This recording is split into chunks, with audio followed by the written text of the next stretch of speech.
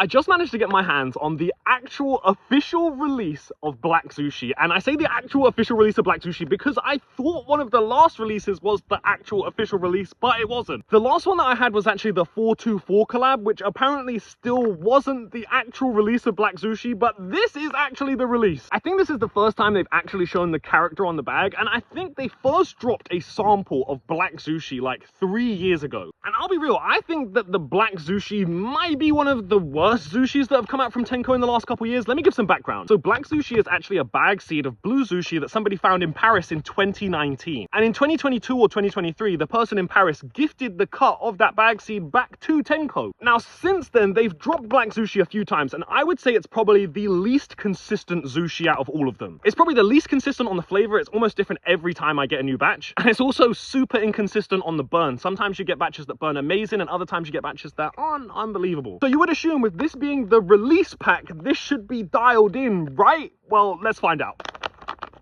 This is very blue Zushi smelling compared to like normal Black Zushi. Normally the Black Zushi almost comes out with like a doggier kind of smell, but which this does kind of have, but it's really, really blue Zushi dominant. Like if you just told me that this was a 10-10 batch of blue Zushi, I would believe you, but let's see how the flavor is and the burn. Okay, a couple of things. First off, most importantly, this is definitely the nicest quality Black Zushi that I've had so far. I can understand why they use this as the release batch. It's flavorsome, the burn is amazing, but I will say it's very blue Zushi tasting with a little bit of that Black Zushi twang. And I think I've preferred some of the older Black Zushi batches that just have a little bit more of that Black Zushi twang to it.